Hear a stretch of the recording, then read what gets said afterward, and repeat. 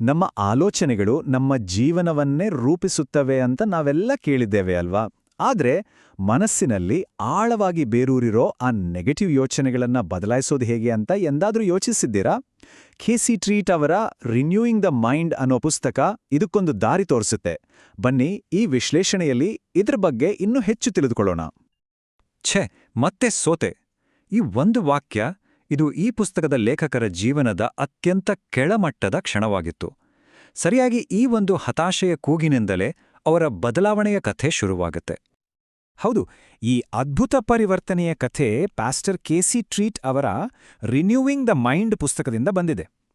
ನಮ್ಮ ಯೋಚನೆ ಮಾಡೋ ರೀತಿಯನ್ನೇ ಬದಲಾಯಿಸ್ಕೊಳ್ಳೋದ್ರಿಂದ ನಮ್ಮ ಸಂಪೂರ್ಣ ಜೀವನವನ್ನೇ ಹೇಗೆ ಮತ್ತೆ ಕಟ್ಟಬಹುದು ಅನ್ನೋದನ್ನ ಈ ಪುಸ್ತಕ ತುಂಬಾ ಚೆನ್ನಾಗಿ ವಿವರಿಸುತ್ತೆ. ಓಕೆ, ಈಗ ಈ ಪುಸ್ತಕದ ತತ್ವಗಳ ಆಳಕ್ಕೆ ಹೋಗೋದಕ್ಕಿಂತ ಮುಂಚೆ ನಾವು ಮೊದಲು ಲೇಖಕರ ಸ್ವಂತ ಕಥೆಯನ್ನೇ ತಿಳಿದುಕೊಳ್ಳಬೇಕು. ಯಾಕೆಂದ್ರೆ ಅವರ ಜೀವನವೇ ಈ ಪುಸ್ತಕದ ಮೂಲ ಪ್ರೇರಣೆ. ಜಸ್ಟ್ 19 ವರ್ಷ. ಒಂದು ಕಲ್ಪನೆ ಮಾಡ್ಕೊಳ್ಳಿ, ಡ್ರಗ್ಸ್, ಅಪರಾಧ ಈ ಎಲ್ಲ ಜಾಲದಲ್ಲಿ ಸಿಕ್ಕಾಕೊಂಡಿದ್ದ ಒಬ್ಬ ಯುವಕ. ಕುಡಿದು ಗಾಡಿ ಓಡಿಸಿದ್ದಕ್ಕೆ ಮತ್ತೆ ಜೈಲಿಗೆ ಹೋದಾಗ ಅವ್ರಿಗೆ ಇನ್ನೂ ನನ್ನಿಂದ ಏನೂ ಆಗಲ್ಲ, ನನ್ನ ಜೀವನ ಮುಗಿದೇ ಹೋಯ್ತು ಅಂತ ಅನಿಸ್ಬಿಟ್ಟಿತ್ತು. ಆಗ ಅವರ ಜೀವನದಲ್ಲಿ ಒಂದು ದೊಡ್ಡ ತಿರುವು ಬಂತು. ಸರಿ, ಜೈಲಿಗೆ ಹೋಗ್ತಿದ್ದ ಅವರಿಗೆ ನ್ಯಾಯಾಧೀಶರು ಎರಡೇ ಆಯ್ಕೆ ಕೊಟ್ರು. ಒಂದು ರಾಜ್ಯದ ಜೈಲು, ಇಲ್ಲಾಂದ್ರೆ ಒಂದು ಡ್ರಗ್ ರಿಹ್ಯಾಬ್ ಸೆಂಟರ್. ಸೊ ಅವರು ಆ ರಿಹ್ಯಾಬ್ ಸೆಂಟರ್ಗೆ ಸೇರಿದ್ರು. ಆದ್ರೆ ಅಲ್ಲಿ ಅವರಿಗೆ ಕಾದಿದ್ದದ್ದು ಖಿನ್ನತೆ ಅಲ್ಲ, ಬದಲಾಗಿ ಅಲ್ಲಿದ್ದ ಜನರಲ್ಲಿ ಒಂದು ಆಶ್ಚರ್ಯಕರ ಸಂತೋಷವನ್ನು, ಸ್ವಾತಂತ್ರ್ಯವನ್ನು ಕಂಡ್ರು. ಅದೇ ಕ್ಷಣ ಅವರ ಜೀವನದ ದಿಕ್ಕೇ ಬದಲಾಗಿ ಹೋಯ್ತು. ಆ ರಿಹ್ಯಾಬ್ ಸೆಂಟರ್ನಲ್ಲಿ ಆದ ಅನುಭವ ಅದು ಲೇಖಕರಿಗೆ ಒಂದು ತುಂಬಾ ಆಳವಾದ ಸತ್ಯವನ್ನ ತಿಳಿಸ್ಕೊಟ್ಟಿತು. ಇದುವೇ ಈ ಪುಸ್ತಕದ ಕೇಂದ್ರಬಿಂದು ಕೂಡ. ಏನ್ ಗೊತ್ತಾ, ನಿಜ ಹೇಳಬೇಕು ಅಂದ್ರೆ ಸಮಸ್ಯೆ ಇರೋದು ಹೊರಗೆ ಅಲ್ಲ, ನಮ್ಮ ಮನಸ್ಸಿನಲ್ಲಿ. ಆ ರಿಹ್ಯಾಬ್ ಸೆಂಟರ್ನಲ್ಲಿ ಅವರು ಇನ್ನೊಂದು ವಿಚಿತ್ರವಾದ ವಿಷಯವನ್ನ ಗಮನಿಸಿದ್ರು. ಆಧ್ಯಾತ್ಮಿಕವಾಗಿ ನಾವು ಬದಲಾಗಿದ್ದೀವಿ, ಹೊಸ ಆರಂಭ ಪಡೆದಿದ್ದೀವಿ ಅಂತ ಹೇಳ್ಕೊಳ್ತಿದ್ದ ಜನ ಕೂಡ ಅವರೂ ಸಹ ಹಳೆಯ ಭಯ, ಖಿನ್ನತೆಯಿಂದ ಹೊರಗೆ ಬರೋದಕ್ಕಾಗ್ತಿರ್ಲಿಲ್ಲ. ಇದು ಅವರಿಗೆ ಒಂದು ದೊಡ್ಡ ಪ್ರಶ್ನೆಯನ್ನು ಹುಟ್ಟಾಕಿತು. ಯಾಕೆ ಹೀಗೆ ಆಗ್ತಿದೆ? ಮತ್ತು ಸರಿಯಾಗಿ ಇಲ್ಲೇ ಈ ಪುಸ್ತಕದ ಮೂಲ ಪರಿಕಲ್ಪನೆ ಶುರುವಾಗುತ್ತೆ. ಕೇವಲ ಆಧ್ಯಾತ್ಮಿಕ ಬದಲಾವಣೆ ಸಾಲದು. ನಿಜ ಹೇಳಬೇಕು ಅಂದ್ರೆ ನಮ್ಮ ಪರಿವರ್ತನೆಯ ಹೊಸ ಯುದ್ಧಭೂಮಿ ಅದು ನಮ್ಮ ಮನಸ್ಸೇ. ಆ ಹಳೆಯ ನೆಗೆಟಿವ್ ಯೋಚನೆ ಮಾಡೋ ರೀತಿಯನ್ನ ನಾವು ಸರಿಪಡಿಸ್ಕೊಳ್ಳಲಿಲ್ಲ ಅಂದ್ರೆ ಜನರು ಮತ್ತೆ ಅದೇ ಹಳೆಯ ದಾರಿಗೆ ವಾಪಸ್ ಹೋಗ್ತಾರೆ.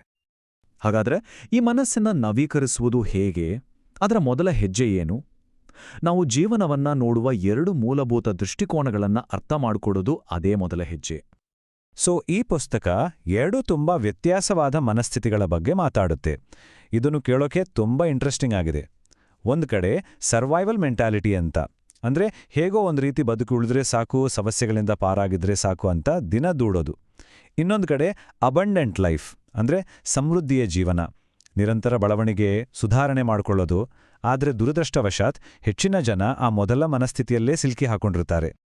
ಈ ಸಮೃದ್ಧ ಜೀವನ ಅನ್ನೋದನ್ನು ಇನ್ನೂ ಚೆನ್ನಾಗಿ ವಿವರಿಸೋಕೆ ಲೇಖಕರು ಝೋಯಿ ಅಂತ ಒಂದು ಗ್ರೀಕ್ ಪದವನ್ನು ಬಳಸ್ತಾರೆ.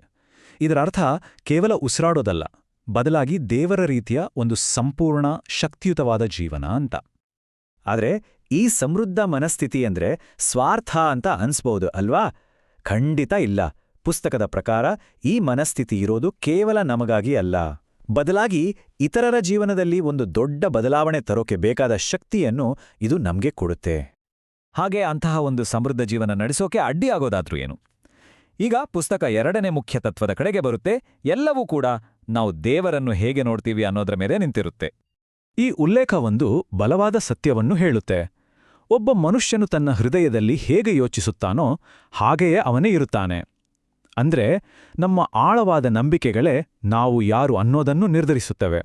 ನಮ್ಮ ಹೃದಯದಲ್ಲಿ ಏನು ನಂಬುತ್ತೇವೆಯೋ ಅದೇ ನಮ್ಮ ವ್ಯಕ್ತಿತ್ವವಾಗಿ ರೂಪುಗೊಳ್ಳುತ್ತೆ.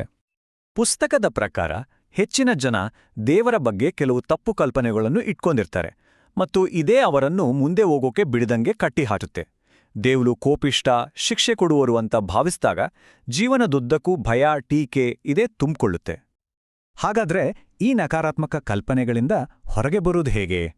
ಅದೃಷ್ಟವಶಾತ್ ಈ ಪುಸ್ತಕ ಒಂದು ತುಂಬಾ ಶಕ್ತಿಯುತವಾದ ಬೇರೆ ಒಂದು ದೃಷ್ಟಿಕೋನವನ್ನ ನಮ್ಮ ಮುಂದೆ ಇಡುತ್ತೆ. ಮನಸ್ಸಿನ್ನು ನಿಜ ಅರ್ಥದಲ್ಲಿ ನವೀಕರಿಸಬೇಕಾದರೆ ದೇವರನ್ನು ಒಂದು ದೊಡ್ಡ ಶಕ್ತಿಯಾಗಿ, ಪ್ರೀತಿಮಯನಾಗಿ ಮತ್ತು ಎಲ್ಲಾ ವಿಷಯಗಳನ್ನು ಸಮೃದ್ಧಿಯಾಗಿ ನೀಡುವವನಾಗಿ ನೋಡಬೇಕು ಅಂತ ಈ ಪುಸ್ತಕ ಹೇಳುತ್ತೆ. ಸರಿಯಾಗಿ ಈ ಹೊಸ ದೃಷ್ಟಿಕೋನವೇ ಪರಿವರ್ತನೆಯ ಬುನಾದಿ. ಓಕೆ, ವೈಯಕ್ತಿಕವಾಗಿ ಮನಸ್ಸನ್ನು ನವೀಕರಿಸಿದ್ದಾಯ್ತು. ಆಮೇಲೇನು? ಈಗ ಪುಸ್ತಕ ಇದನ್ನು ಒಂದು ಇನ್ನೂ ದೊಡ್ಡ ಉದ್ದೇಶಕ್ಕೆ ಜೋಡಿಸುತ್ತೆ. ಅದು ಕೇವಲ ನಮ್ಮ ಜೀವನವನ್ನು ಸುಧಾರಿಸುವುದಲ್ಲ, ನಮ್ಮ ಸಂಪೂರ್ಣ ಸಮುದಾಯವನ್ನೇ ಬದಲಾಯಿಸುವುದು.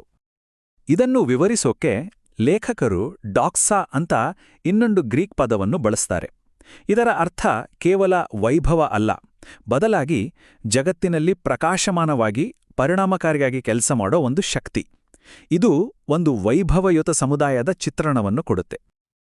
ಈ ಪುಸ್ತಕದ ಅಂತಿಮ ದೃಷ್ಟಿಕೋನವನ್ನು ಈ ಒಂದು ಶಕ್ತಿಯುತವಾದ ಉಲ್ಲೇಖ ತುಂಬ ಚೆನ್ನಾಗಿ ಹೇಳುತ್ತೆ.